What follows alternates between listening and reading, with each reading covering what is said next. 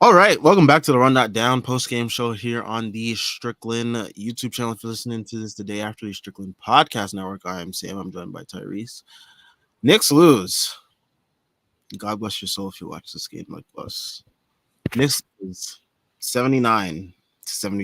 Yes, you heard that correctly. 79-73 in Big 2024. Yeah. Um, I don't know what to do. What else but laugh. Um, but yeah, I mean, before we get into all that, BetOnline continues to be a number one source for all your basketball wagering needs, including pro and college hoops throughout the year. With up-to-the-minute odds, stats, and trends, you can follow your favorite teams path to the playoffs with in-game live betting contests and all the best player props. Experience the world's best wagering platform anytime from your desktop or mobile devices.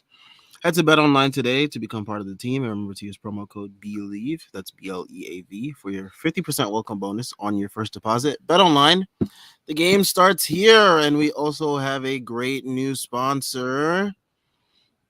I love betting with my friends and betting with them on anything, sports games, who's fast. That's what Cut allows me to do. The Cut app is a peer-to-peer social betting platform that's legal in 40 plus states. Cut has customizable odds tracking capabilities and an entire social network with group chats, user profiles, and rewards. All payments, no need for Venmo.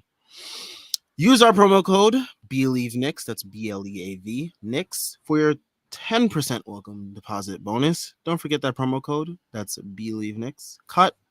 Put your money where your mouth is. Yeah, wow. I mean, I don't even know where to start with this game. The fact that we couldn't even muster up 80 points in a regulation game in 2024 is very shocking, but also like it's like very ironic because the Knicks just did that to another team just the other day. So yeah, there's that. I mean, Jalen Brunson led with 19 points, but The wasn't the most best thing. garbage 19-point performance I've ever seen in my life, and I watched 2021-2022 Julius Randle play basketball. And shout out to JL who says Brunson touched 2021, 2022 Julius Randle levels with that game. Shit There all was down just his leg. shit all down his motherfucking leg, man. There was piss, shit, feces, whatever you want to call it. Jalen Brunson woke up and he wanted to fuck. He took money line. I think he took the Sixers money line.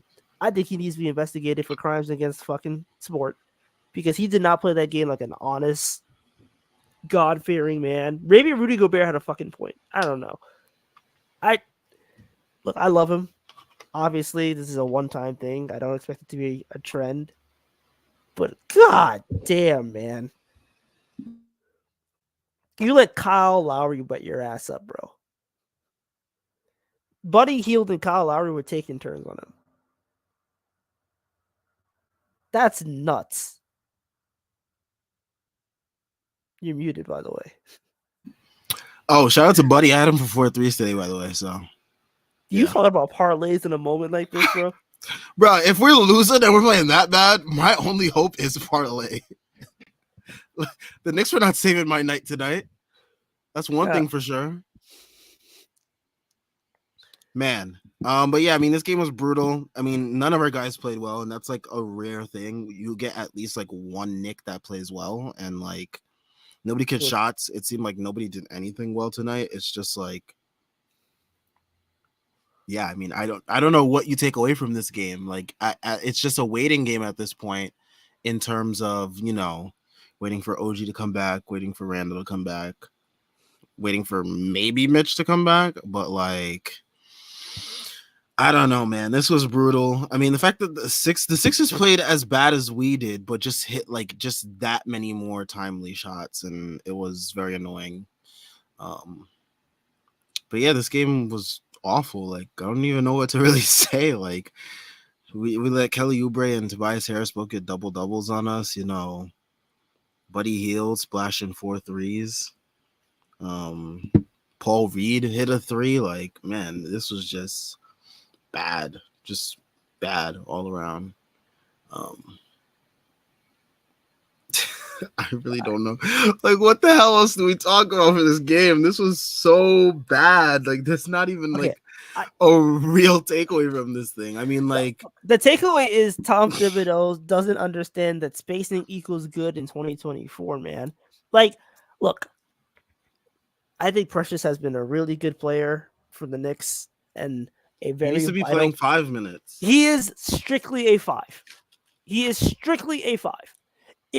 There is no universe where Precious Achua is a 4 on a good team, unless that team has a stretch 5.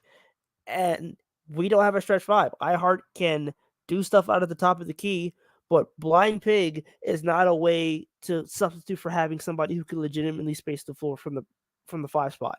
And even that's realistically pretty rare. He's just not a 5. He's not a 5, and having OG back in the lineup will likely solve this issue. So hopefully it's not too long, but the guy's not a 5. He's not a 5, and running 2 bigs and 3 non-shooters is going to make your offense look like that. You cannot, like, you have to play multiple shooters on the court. The last game to play against the Sixers, they went, to close the game, they went Brunson, DiVincenzo, Deuce, Hart, Precious.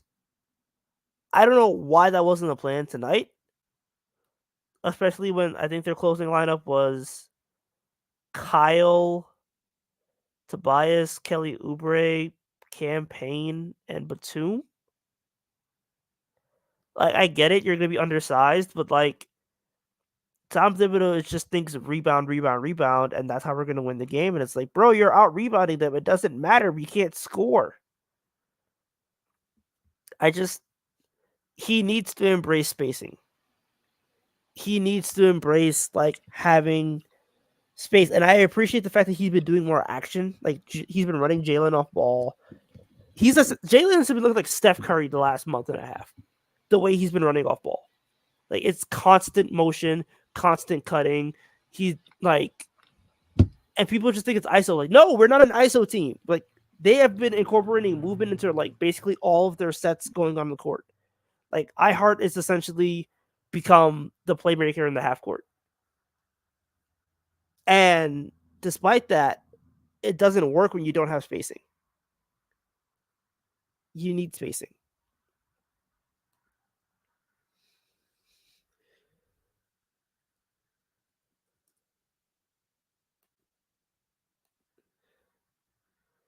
You're muted.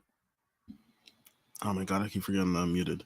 I said it's remarkable that in 3 quarters tonight, the Knicks scored 15 points, 16 points, and 17 points in an NBA game. Yeah, I know Sunday Hoops has been disgusting for the NBA as a product lately, but like this was just beyond that. And the fact that this was on national TV, I don't know. What's our record since the deadline? Hawkeye 420 asked. I don't remember. I know the record since the injuries has been 8-10. Since the deadline was. Let me look it up real quick. The Knicks record 7.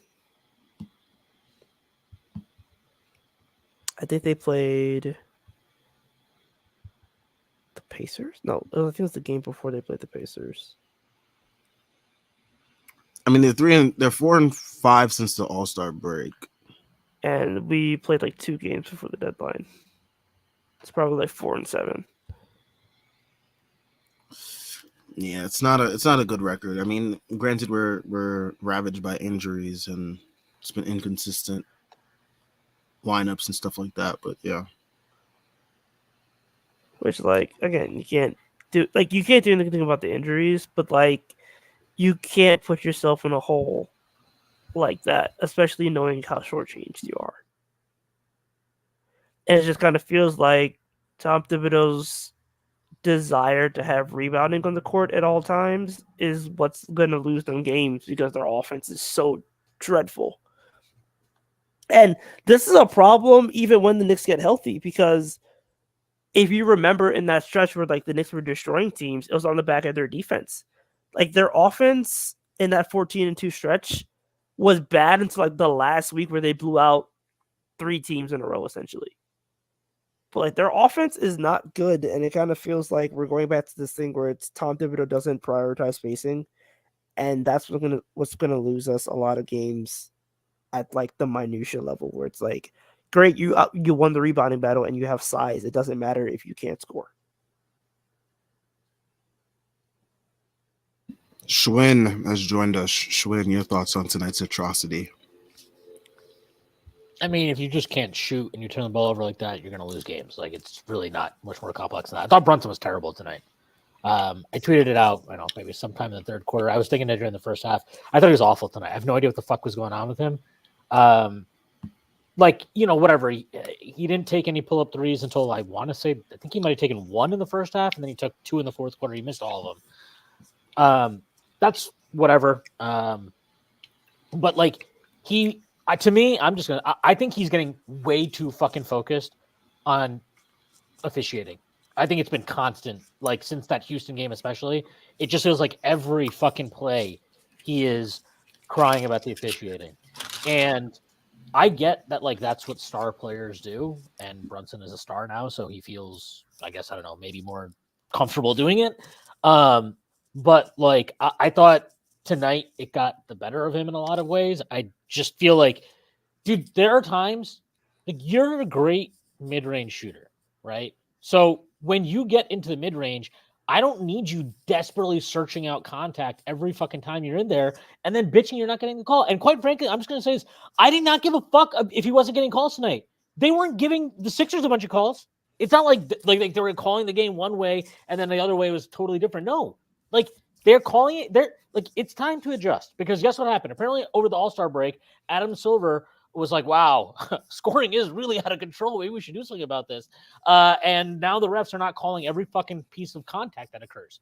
And we can sit here and we can cry about it, or we can adjust. And it's time for Brunson to adjust because I think he is getting way too focused on the officiating. I mean, on the first play today, on the first play of the game, Oubre, and I get it. Oubre's grabbing him, coming on the screen. They didn't call anything. He's immediately he's complaining. He's complaining to the ref about it immediately. How the first play of the game. That's really? That's what we're doing? I thought he was terrible tonight. In like all the ways that you're not accustomed to him being terrible. Like he just felt like he did not have any poise. I didn't. This is probably the first time I felt this way. I didn't even trust him with the ball in the fourth quarter. So I was like, I don't know what the hell you're going to do.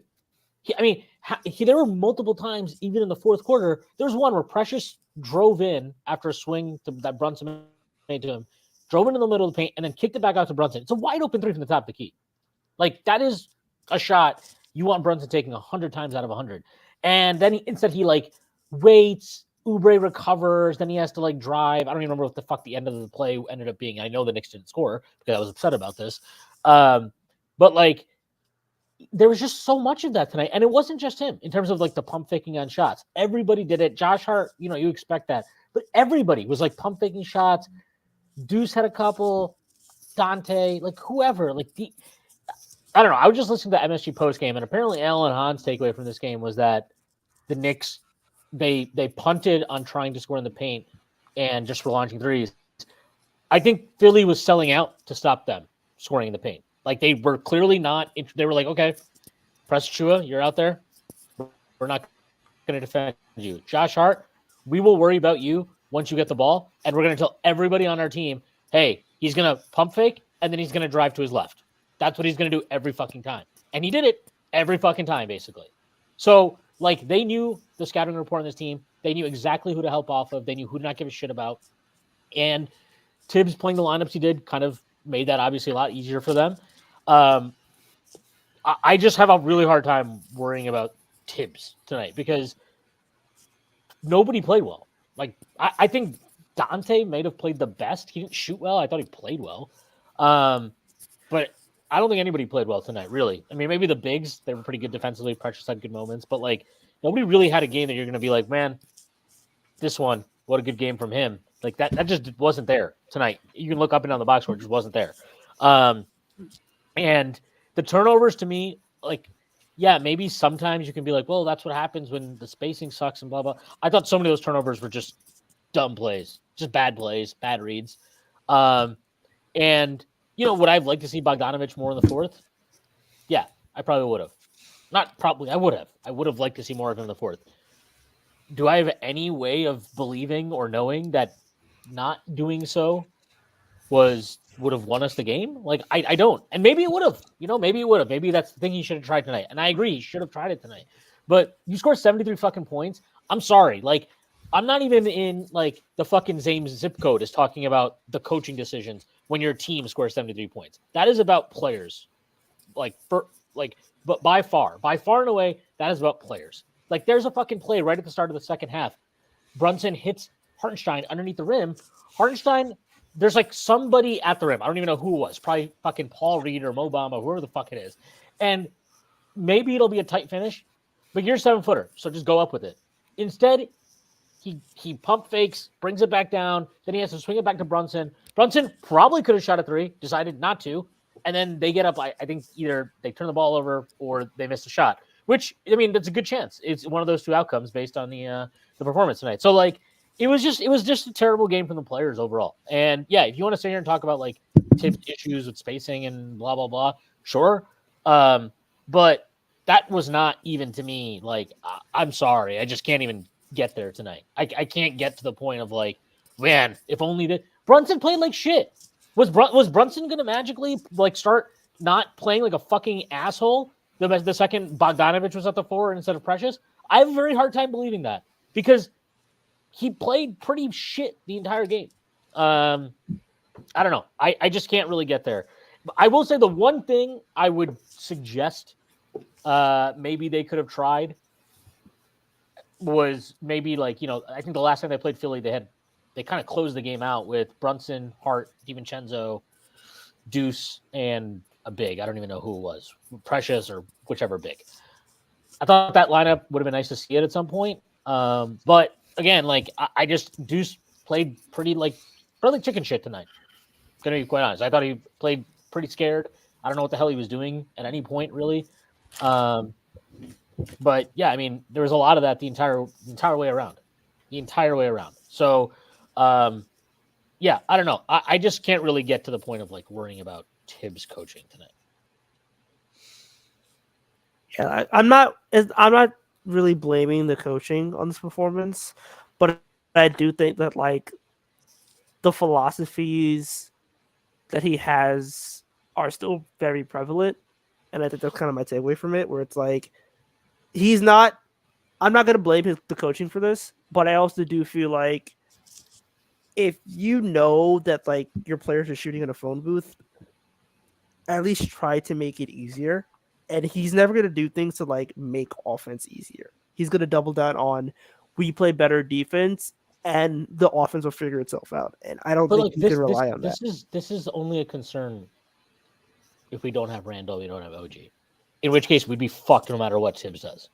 I agree. But I'm just saying it's like, but like, I don't understand why that's a concern to you. Like, that's a concern if he does it with those guys, but he wasn't doing it with those guys. So to me, that's like a kind of a non-concern. It's like the only concern is whether they'll be healthy or not, which presumably, by the way, OG should be fucking healthy by now. He needs to play on Tuesday. I'm sorry. Like, I'm not a fucking doctor. I don't have access to his medicals. I don't know what the hell's going on with him. If he can even play 15 minutes, he needs to fucking play, because enough. Like, I'm sorry. You got guys that are playing way too many minutes. DiVincenzo, Hart, those two very specifically have played way too many fucking minutes. He needs to come back and he needs to give us whatever the fuck he can give us the first game back so that they can stop putting as much on their fucking tread as they have so far this year. He owes it to them and to the team, assuming, look, if he's doing 5-on-5 work and he's playing great in fucking practice, then he can get on the floor. I'm sorry. Even if it's only 10 minutes, 15 minutes, whatever he can give you, that is a win right now, because they need bodies. So that's the first thing I'll say. The second thing is just, I don't really, I just can't, I don't think that's a real concern with him. Like, do I think Tibbs is ever going to go 5 out? No, I don't. Not unless you get a center who can, spread the floor, and then he'll do it. Not because he's like trying to do it. It'll just happen because that's who the player he has is. But like the rotation prior to Randall and OG getting hurt was pretty awesome. It was good. Like he had figured out how to not play Randall and OG and Hartenstein and Brunson 78 minutes a game, which was a really big improvement. I was very proud of him. And I think they were using pretty much Randall and OG mostly as the fours. I know Precious got a few minutes here and there at the four, but it's mostly Randall and OG at the four. Like that's, to me, it's not really a concern. But to Tyrese's kind of like, if he is, the concern would be if Mitch also comes back. If Mitch comes back, people need to be prepared for Randall and Precious getting all the minutes at the four. That's what's going to happen. I don't think Precious is getting minutes at the four. Yes, he is. He absolutely is. I think Bojan plays over him. Based on what? He's starting fucking Precious at the four right over him right now. He closes with Precious at the so he's neither starting games or closing games with Bojan at the four over Precious. Not once. I think he got forced into Precious at the four out of necessity, but I think he views him as a five. I don't think he views him as a four. He's using him at the four right now. He's using him at the four because he has no other choice. He doesn't use Bogdanovich at the four. And if he does, it's like for 2 minutes because he immediately sees us give up like 2 defensive rebounds and he loses his mind and he moves on. Bogdanovich and Burks, both those guys have a chance to not even be in the fucking rotation when we get fully healthy. I'll say that. Well, I mean, I don't think Burks is in the rotation. That would be wild. I actually think, look, again, it's so hard to judge either guy, but I mean, Burks is just playing like a dumbass and horribly. Bogdanovich plays like a dumbass sometimes, but I'm like, okay, but he's still actually shooting. Like, if this is his bad shooting self, then like I feel pretty good about. He's like 56 true shooting, which is like not horrible. And he's only going to be getting like 17 minutes max when like in the playoffs. It'll be less. It'll be less if he's even in the rotation. But I firmly believe if Randall is healthy, the backup four will be Precious. And somebody else, I don't know who it will be, will lose their minutes because of that. That's assuming if Mitch is healthy, right? So if OG, Randall, and Mitch all come back, I firmly believe all the center minutes will be Hartenstein and Mitch, and Randall and Sims will get all the 4 minutes. And I genuinely think Tyrese is on crack if he thinks that Bojan is going to, it's Bojan, right? That's what we have. It's Bojan. Yeah. If Bojan is going to get minutes at the four over somebody who is if you want to like and athletic and big and does things, he's not a four. He's not a four, dude. If you believe this, why would Tibbs use Precious way more at the four with OG and Randall out than Bojan? Why would that happen? Because he's a fucking crackhead for rebounds, and it's dumb. It's dumb. So why would that change? I think in Tibbs's weird ass brain, the way this shit works is like he thinks Precious is a 4-5, but I also think that he thinks that Anunoby can play the 4, and Bojan's probably a 3 at best. And in his mind, he probably is like, okay, I can run Deuce, Hart, Bojan at the quote unquote 3, and then OG and fucking whatever Mitch. I don't care who the fuck plays the 5, but like, why wouldn't his logic be? I can play Precious at the 4, OG, Hart at the 2 and 3, and Deuce at the 1. Why wouldn't that be like that? I don't know why. I just have a feeling. Or do you hope? Because it sounds a lot like you're hoping to me. It sounds like a Tyrese wish. Like, this sounds like you're hoping for good things. I don't think he I think he views him as a 4 out of necessity, and I also think he's like, I don't want to fucking play Bojan like starters 4 minutes or whatever. But okay, if I'm wrong, clown me. I don't care. But like, I mean, I would prefer if you were right. My main concern has been I don't care. I'm not worried about them at all until when they get OG. Quinn is turning on an opportunity to clown me. By the way, this is I'm not. If they get back OG and Randall, I'm actually, and that's like you just told me this team will be healthy the rest of the way out. I'm like, okay, then we should at least expect us to get to the second round. And personally, I think if they play anybody that's not Boston, you cannot get out coached in that series. Let's put it that way. Let's just leave it there. But if you tell me Mitch is also back, that is when I get really worried. I don't think Tibbs. I don't. I Can think handle that many we'll lose. pieces. I think we'll lose out on a lot of the stuff that made that group that went went fucking absolutely crazy in January post OG trade. I think that he will not lean in, like he just will not adapt quickly enough in games to make it worthwhile. Like, because I think there are coaches that could get Mitch back and they'd still be like, okay, well, situationally, there will be situations where I will play Precious at the 5 anyways. I don't think Tibbs will do that. If he has Mitch back and he has Hartenstein available, those two will get all the minutes at the 5. Unless we're down like 12 with a minute and a half left, and then Tibbs like, all right, let's go 5 out now, guys. Let's do it. This is it. This is the time to unleash it. Hawkeye 420, he asked, do we go 10-man if Mitch comes back? He says, No. Brunson, Dante, OG, Randall, Mitch, Bench, Deuce, Hart, Boyan, Precious. God, I'm so pumped. Hart. Aren't you excited, Tyrese? Tyrese, how excited are you? I do not think they're going to go 10. I doubt they go 10. Can you just be honest, though, and can you say, I do not wish for them to go 10? I cannot see them going 10. Straight up. I'm not even thinking. They're not going 10. They're not going 10. If they go 10, I would be shocked. All right.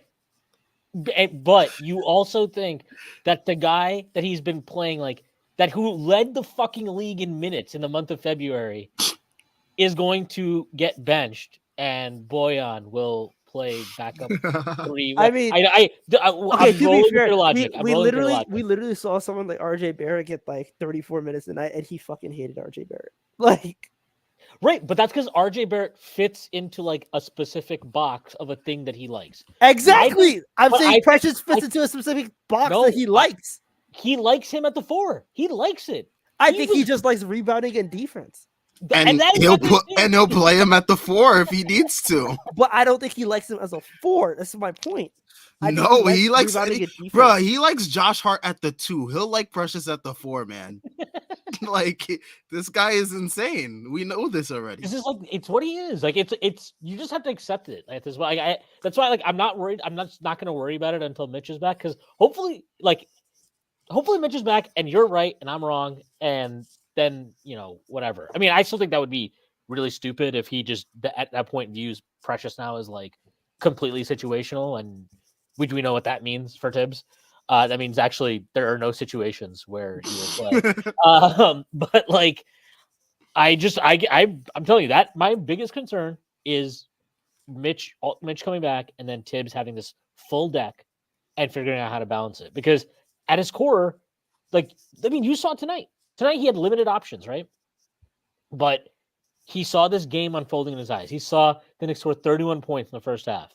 He saw they could not fucking get anything going. They couldn't get into the paint. And then when they did get into the paint, Philly was collapsing like crazy, helping off non-shooters. And yet, in the fourth quarter, when it was time to muster a comeback, he was like, all right, it's time. Let's get Hartenstein back in there. Boyan, you're done. We're going to out-rebound our way to this victory. And obviously that did not happen. I think that's what he is. I think that's what he is at his core, and that will inform his lineup decisions. Chris Bernhardt asks, isn't there a world where they play OG as the bench 4 and Boyan as the 3 with him? There is. That's called London's theory world.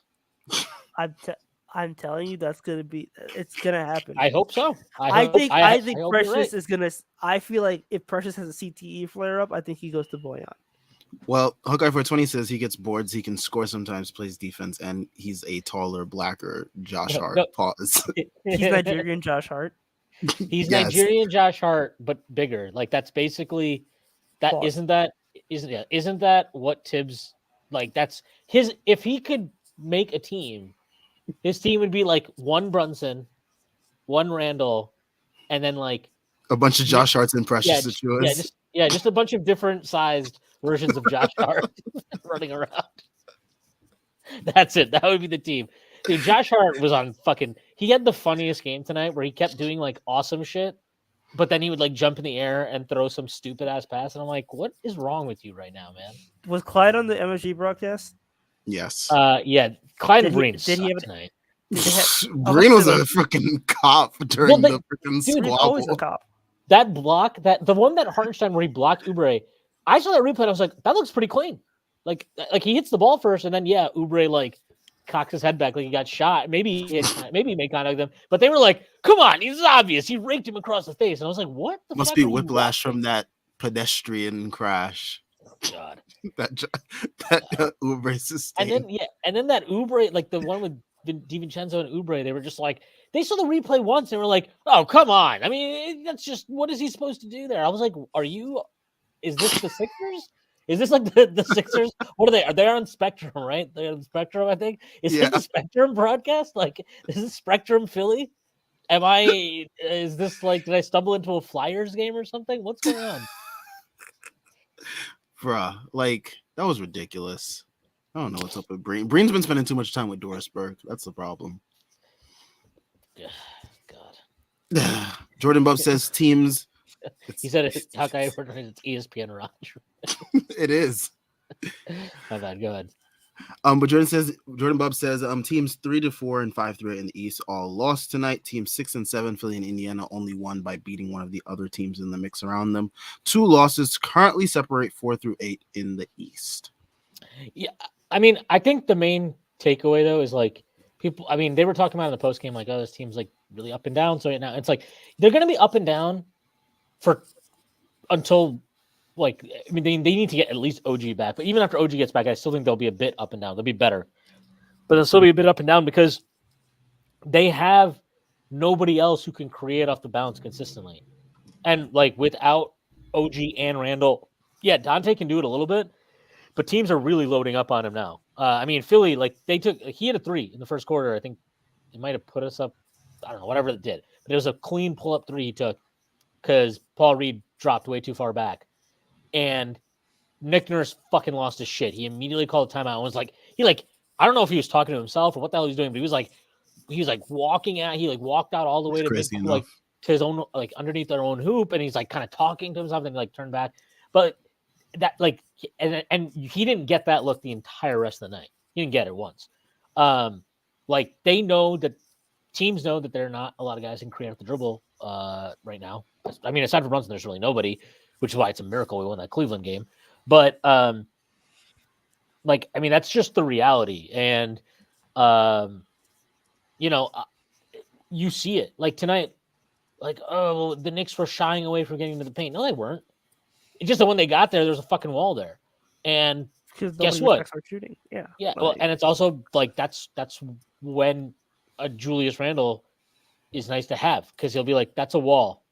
I can go through that wall. I can do that. That's a thing I do.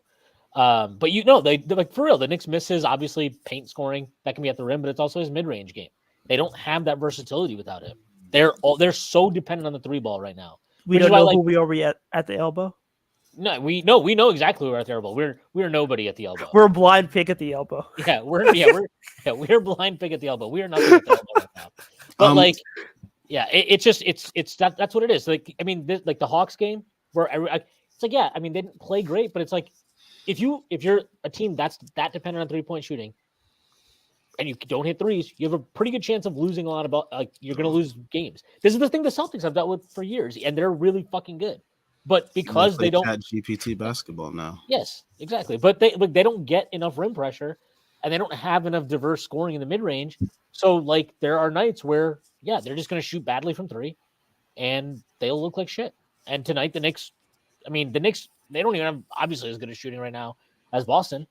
And they shot like shit. That's what happens. So I don't know. I don't think it's really that complicated. And like, I don't know. There are people that are talking about like the effort. Like, I found it was weird on the MSG broadcast. I felt like they were talking about their effort and like their disappointing effort or whatever. And I was just like, I don't know, dude. I didn't come away from this game feeling like the Knicks were dogging it.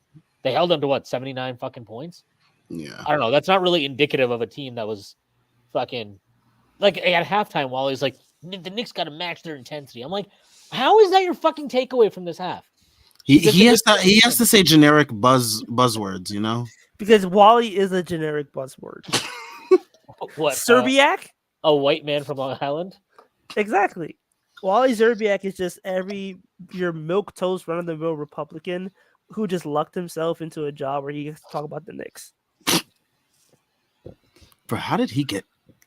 It's so wild how he got. Former Timberwolf got the freaking Knicks Don't piss me broadcast off. job. Don't. Yeah, it's gonna be a rough couple of days for me. I know. I know. Are you really going to be upset if Saquon's time? No, I don't care about Saquon. I don't care about Saquon. I'm kidding. I don't. No, I just have to watch the Mets play soon, and that's gonna upset me more than anything. I don't care about Saquon Barkley. Saquon Barkley, it was a good Giant, and Sterling Shepard has done more for the franchise. So who cares? This is from John Larry. Also, how worried are we about the Begley report, Randall? Same Bagley who said that. Oh, Randall will be coming up for OG. By the way, I don't care what Ian Bailey has to say because Ian Bailey would throw shit at the wall and see if it sticks, and then he'll try to retweet you after a month because he's like, "Oh, Tyrese is still holding on to Ian Begley cooking him on Ian Twitter. Begley hasn't broken news since I was in high school. I was in high school 6 years ago. I don't want to hear anything about Ian. You are Begley. still mad about him cooking you on Twitter. It's crazy. Yeah. Yep. Loser. I'm not that worried about it. It just feels like he has to report something. Yeah, of course he has to report something because he's not going to get real, actual, concrete news. When Mike Shoto's lapping you because you can't even get G League updates, I don't want to hear shit about Ian Begley. What did you just call him? Mike what? Mike Shoto. I don't care what his name is. Scotto? Scotto? How did you just... What are you, like, aren't you... What? How did you get Shadow from that? There's not even an H in the name, man. Fuck Ian Bagley. Begley's got you all it's just in your head, man. Bullshit Bagley. That's what he owns you now. He owns you. He's got real estate in your brain. Stop the SNY steal. I love Ian Begley. I think Ian Begley is a great man. The Steve Mills of the beat. So so somebody who made one of the great trades in Knicks history. I agree. Yeah, he had one. He was hot like 10 years ago, and now he's like living off. He's like living off of it, and he's like trying to act like he's a reporter. Like, bro, Woj doesn't even talk to you anymore. Oh man, I don't want to hear shit about Ian Begley.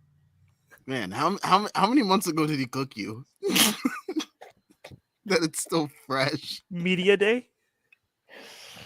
No, you know what the funny thing is? He didn't cook Tyrese that day. He waited the next day. The next day. It was the next day. Mind you, he's like, "Oh, you in New York?" And I'm like, "I'm not even in New York, bro. I haven't been in New York in 3 years. You can't even cook me correctly, loser. Oh, just like your scoops. They're not even correct." It's so sad that Tyrese stands Christian Winfield now more than Ian. Christian Winfield is actually a good beat writer. You know how wacky that would be for Christian Winfield, the cryptocurrency coon, to like that's actually lap you on the beat. God, Jordan Dove. This is a quote from Brunson. I gotta be better. Talking about him. I got to be better as a player, as a leader, to make sure we're all ready to go. We weren't tonight. He said he said I. This is his thing. I just gotta say, like, this is not saying we. But I also think this also just had very little to do with like being ready to go. Like they were not. Again, they did not dog it. Like Josh Hart had a fucking possession today where he got 4 offensive rebounds, and they couldn't convert at all. Yeah, well, then he managed to somehow turn the ball over, trying to throw some cross court pass to fucking Boy on the opposite side of the floor. But yeah, I don't know. This quote is whatever. It's fine. Yeah, be better. Yeah, you know what? Do that. Be better as a player. Do that. Don't be Ian Begley at your job. Be Christian Winfield. Wild turn of events. John Leary, Kelly Oubre on the scuffle during tonight's game. I ain't got no enemies in this league. All that stuff's funny to me. I don't know why. I just laugh because nobody's gonna fight at the end of the day. I'll see you Tuesday, bro. Cool. I hope somebody hits it with another car. Well, he's in New York. This is Tyrese's "Meet Me in Temecula" moment from Rafa. What does that mean? You don't know that? You don't know about Temecula? What is Temecula? You just need to Google "Meet Me in Temecula." I did not know that. That's like fucking That's lore, dude. Oh, yeah. Okay, there we go. Yeah, the Kobe guy. Okay.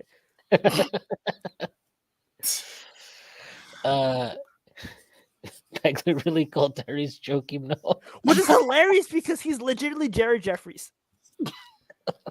Jared Jeffries is a better Nick than Joakim Noah is. Like, I don't want to Shout hear. out his charges. Yeah, shout out Jared Jeffries. Actually, not. Thanks for bringing that up, Tyrese. Oh Shout my out Jared God. Jeffries. We Good were guy. actually giving Jared Jeffries breaks in the podcast. How far have we fallen? Jared Jeffries flowers. There Because are the Knicks scored 421 73 people points. in this on the stream at this point, and you're talking about Jared. You're glorifying Jared Jeffries for Ian Bakley's sake. I mean, What happened to Shame? I don't know, Tyrese. What happened to it? How ashamed were you when Ian Begley roasted you on Twitter? Okay, first of all, like, so I can't use my phone at work. So coming back, just like 27 notifications where it's Ian Bagley trying to. He thinks he's so funny. I don't think I've talked about this yet. This is like my trauma dump. I'm still mad about it, but you know what? He can't. We have broken the same amount of news the last half decade, so I can live with that. That's why he always has to go like, my sources indicate from sources that already published the fucking news. But he's like, yeah, my sources said they did it too. The fuck out of here. He's really got you hurt, man. Vivek says, in all seriousness, we know these losses are bound to happen at this time of the year. It always sucks when it happens to us. Not much we can do except win on Tuesday, bound to split as it was. I mean, yeah, that's the best possible outcome now. I mean, can't get worse than scoring 73 points, right? Right? Yes. How can it get worse?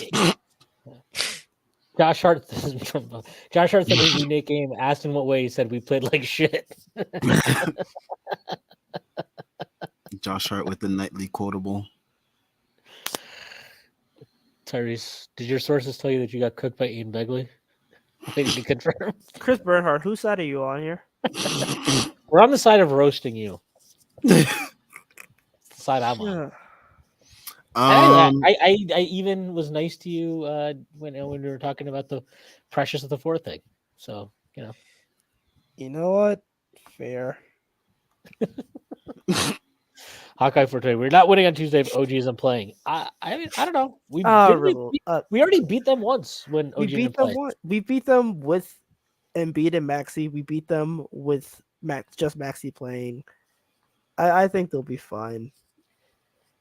Look, if they get the win on Tuesday, it doesn't matter. But it's an annoying loss. Obviously, I think everybody is annoyed by this loss. It was terrible. It's very, very annoying. To the comments. Yeah, I don't know. Well, this one earlier from Nafim Huda. He says, it feels like Bogey looks lost in our offensive system. He went from this ISO 20 point per game scorer to a guy passing out of drives to Hart. Yeah, I mean, I don't know if it's still a factor of like being like going from the Monty Williams team to, you know, a team with actual expectations, or it's like, does he have too much on his plate? Like, you know, these are all things that we're just waiting to see how they play out when we get our guys back, because I still think like him and Burks are still being like overtasked on a winning team. Like what they're doing now is fine to do on a team like the Pistons, but their roles should be minimized on a better team, and we're not seeing that yet. Yeah, I mean, I don't know. I think it's really hard for Tibbs to get to a place where he's comfortable putting Bojan on the floor next to like Brunson. And I don't totally disagree with that, because I do think it's hard to come up with balanced lineups that make any sense given our current personnel. But I think maybe, hopefully, there's a chance, this would be the thing that Harry's hoping for, that when you get OG back at least, he'll be more comfortable with it. You'll have you have obviously one more perimeter defender to protect him with, and somebody who can play, who can shoot and space the floor from three. Burks is just been terrible. And did you guys catch what Breen said tonight? Where he said something like, "Oh, you know, Burks is just one of those guys who contributes to winning even if he's not scoring well." And I was like, "What the fuck are you talking about? What the fuck? Like, have you Are you The like Alec Burks. yeah, like not maybe not in 2024, buddy. Definitely not in Not 2024. ever. Alec Burks' value literally comes from the fact that he can score. Just hilarious. He's like, he's a really good defender too. I was like, dude, enough. Like, you need to just stop. Focus on Straight defending. from the MSG payroll. Focus on defending Kelly Oubre. That's what we do. Yeah, I don't know. I just the Bogdanovich thing is weird. I do think that I still think he has way more offensive game than he's being able to show here. Like tonight was a really weird one too, where I mean, there was one possession where Batum was like fucking like just bear hugging him, and they didn't call a foul for like the entire time. It was really bizarre. But yeah, I mean, I think Randall coming back would be huge for Bogey. I think he's the guy that would benefit him. I think OG coming back would help him too. Just maybe get more minutes and in lineups that are better balanced. Like because I do think right now, if you play him with Brunson, okay, that lineup is dealing with two big problems perimeter on the perimeter defensively, and then if you play him without Brunson, now it's like he's the primary. But also, this lineup probably doesn't have great spacing, so it's just a weird one. I don't know. But I'm not of the opinion that like a guy can score the way he was scoring in Detroit, comes here and is like washed. I don't think that's the case. He is definitely not. He should not be playing the minutes he was probably getting in Detroit. I mean, definitely not playing the minutes he was getting in Detroit. And I think that's been hard for him to adjust to. And I think it's hard for Tibbs to adjust to him or to anybody as we've seen. But hopefully when we get OG back, which, let's hope it's not longer than on Tuesday. I would like to believe that will be a boost for him as well. Yeah. As Chris Bernhard just asked here, would I say that Bogey still has that Monty juice on him? Unfortunately, it's been rough for these guys to shake that off. So yeah, we'll see what happens.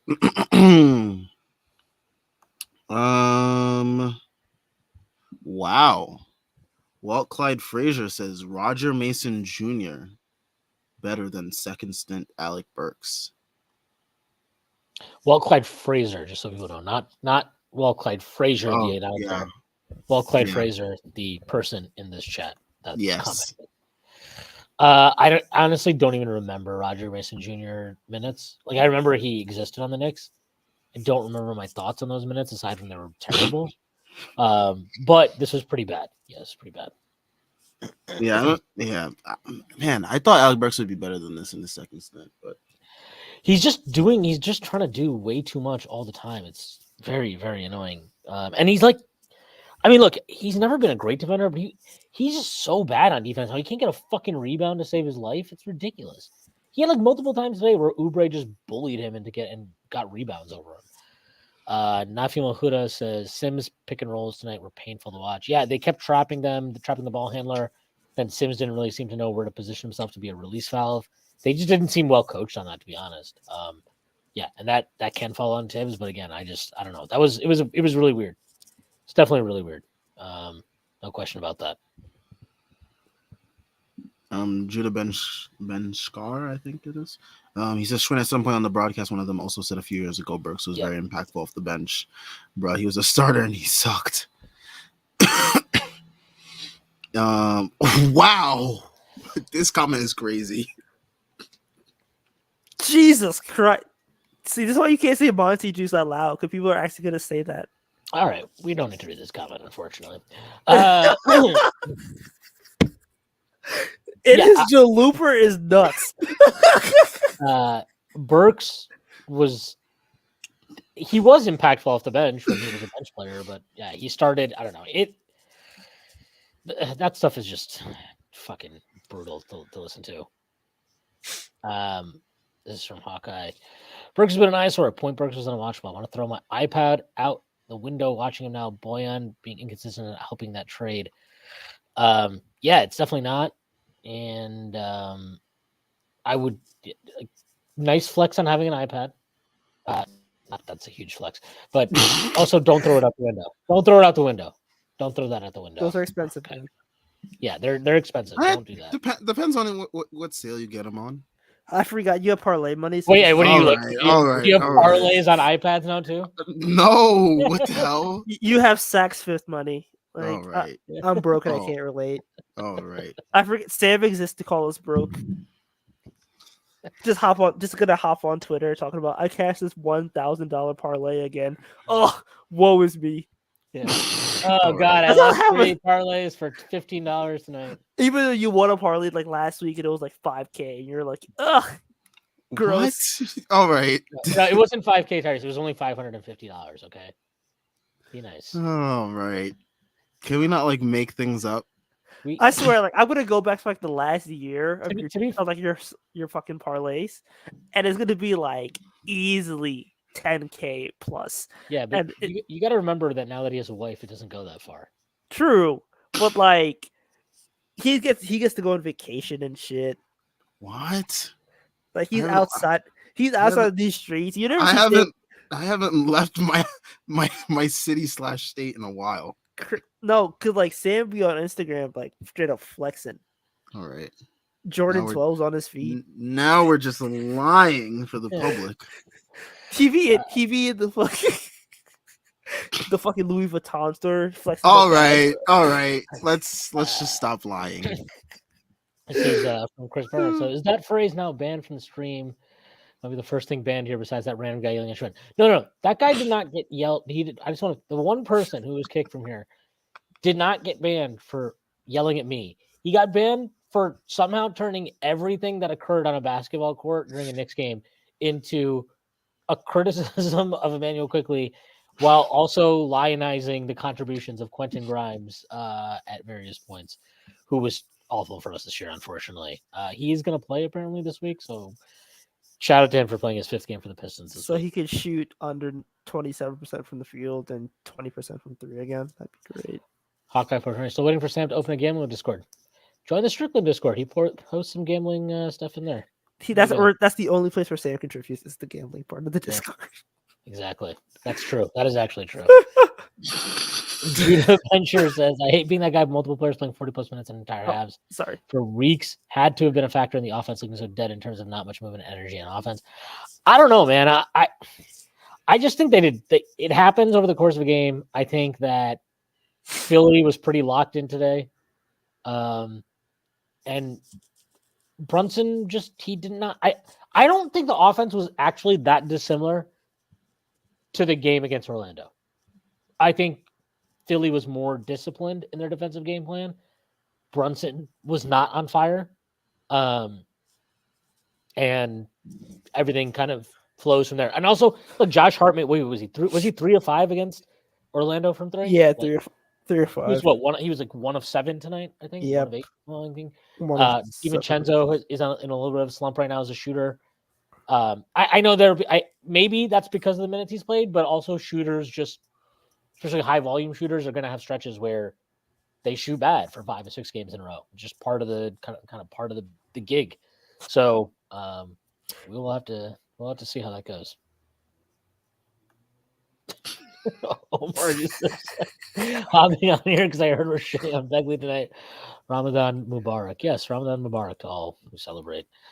Yeah, you missed the Begley segment. Maybe a typical. Yeah, Tyrese just being mad that Begley cooked him. You missed that part.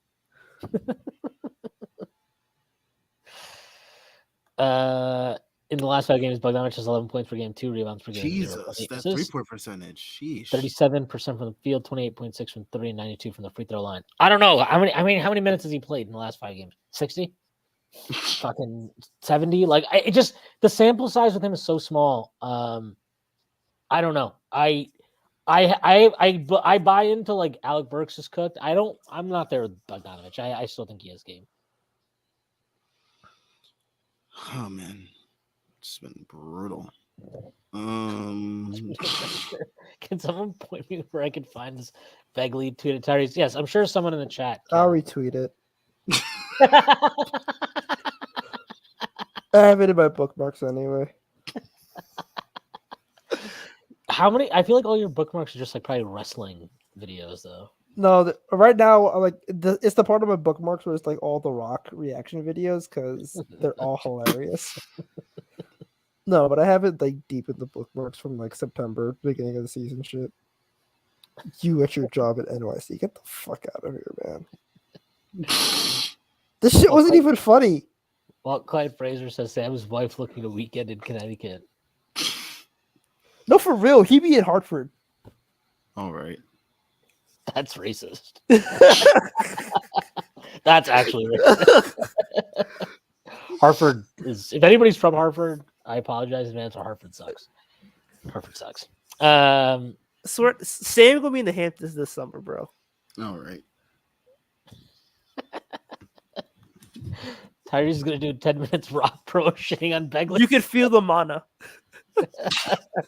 Dog. This is actually from Jordan Bub.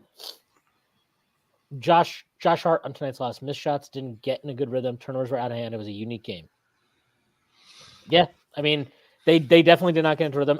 The one thing I will say, like, they played so slow against Orlando. It was fine because Orlando's the type of team to play like that against too. It is, and the Knicks just shot like they controlled that game. It was obvious from the start that they controlled the game. This one, it just felt like they were content to play at this pace. But I don't know. I guess you could probably say Philly is a more athletic team or something. But like, I don't know. I just thought they played so slow, and it was, it's one thing to play slow. It's another thing to just get. It's like, all right, man, you're taking fucking 8 seconds across half court. By the time you initiate anything, it's like you're lucky if you're initiating anything before 12 seconds left on the shot clock. So you've already milked half the shot clock. Like this was constant from the start of the game through the end of the game, even in the fourth quarter. And it's like you're chasing the fucking game in the fourth quarter. So like when you're behind, it behooves you to want to add possessions, not take away possessions. So that was fucking weird. And maybe that's on Tibbs, but I just thought Brunson was awful tonight. And I'm sorry, like I put a lot of that on him. Because it's obvious that Tibbs gives him a lot of freedom to do shit. And he was walking the ball up the entire game, all night. He just did not seem to have a feel for, okay, we need to get it going. Or, okay, like it was all so slow and methodical. So you're going up against a set defense the entire game. It sucked. It was really, really bad. Really bad performance. Chris Bernhardy asks, is this Brunson's worst game as a Knick? No. That first game he had against Memphis? No, that was not worse than this. Oh, no. What? He went like 3 for 18, dude. No, he didn't. Yes, the first game he played as a Knick. When he played against Memphis. He was not 3 for 18. That was RJ who went like 3 for whatever the fuck it was. No, he was 3 for 18. No, he wasn't. Look it up. I'll look it up right now. All right, stop. Don't give me commands. Don't give me commands. Don't do that. That's a nuts thing. Don't yell at me. Yeah, don't yell at me. Hold on. 7 for 18. Sorry. Okay, that's a pretty big fucking difference, dude. Are you kidding me? 3 shots compared to 7. 4 shots. 3 for 18. Now you're just lying about math? Is that what we're doing here, too? Okay. All right. He also had 9 assists, no turnovers, 6 rebounds. What the fuck did he do tonight? He had 8 assists. 8 assists. He had fucking what? He had 1 turnover. Yeah, because he probably gets a credit for an assist on that one where he fucking dribbled the ball off his dick, crossing over the lane, and somehow it squirted its way into the fucking corner for a 3 to deep. Wait, did you just say squirted its way? Yes, I did. All right. That's what I did. That's what I did. He went 6 of 22 tonight. So he made less shots. He took more. He's 1 of 9 from 3. He had less assists. He has less rebounds. And he had more turnovers. And I'm supposed to believe that this was this was better than that Memphis game. Give me a break. Oh my God. No way.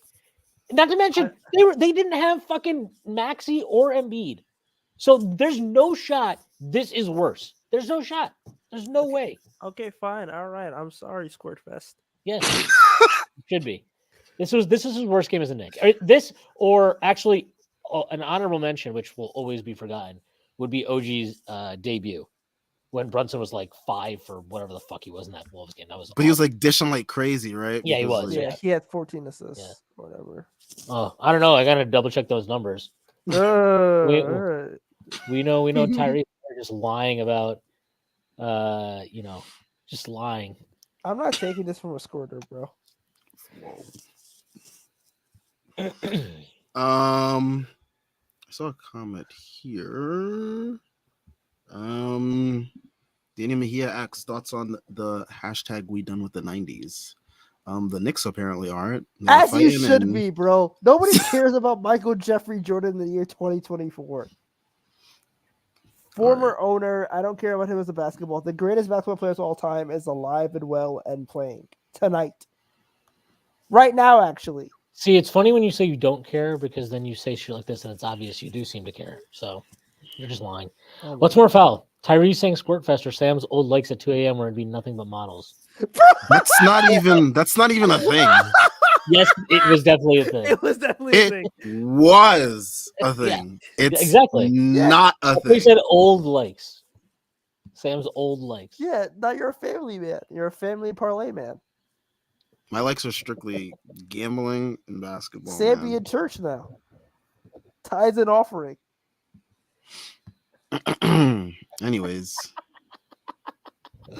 No, I do not. All right.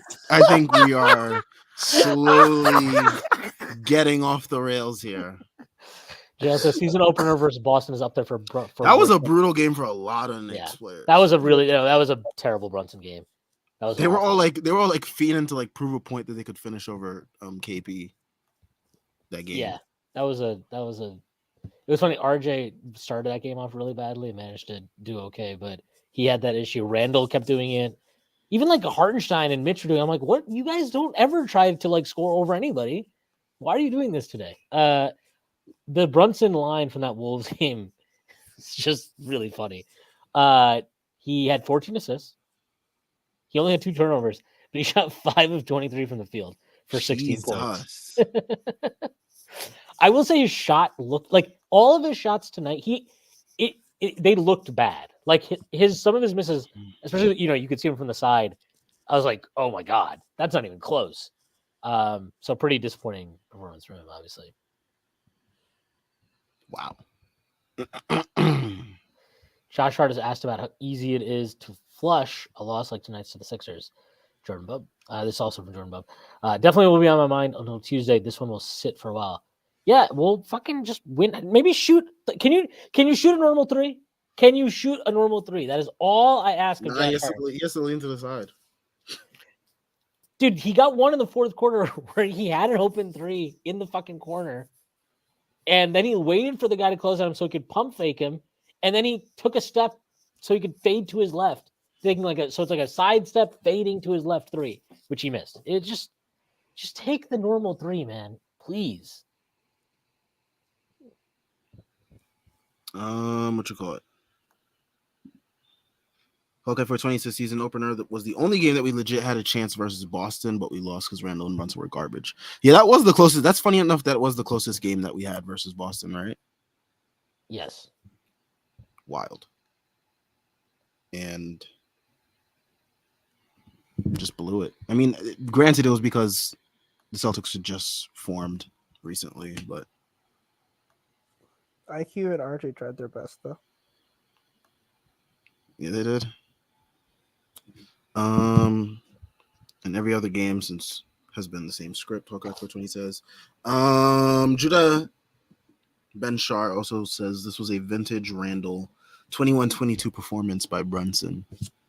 Yeah, I mean, like from the bad shooting to the complaining to the refs and whatnot, kind of had those vibes.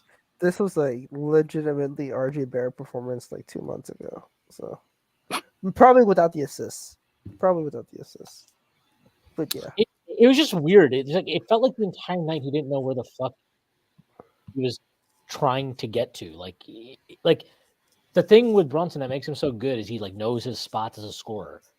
And it just felt like he was just so focused on like drawing fouls. And then if he wasn't that, then he was like, oh, he wouldn't pull on threes. And then he's trying to get I didn't know what he's trying to do when he got into the paint. Just a really weird and bad game for him. Well, we got Tuesday versus the Sixers again. and Maxi might be back for that game, right? Because he's been dealing with the concussion. So, I mean, I'm not too worried if he comes back anyways, but just does add an extra layer, and the Knicks can't afford to play like they did today because Maxi makes that much more of a difference.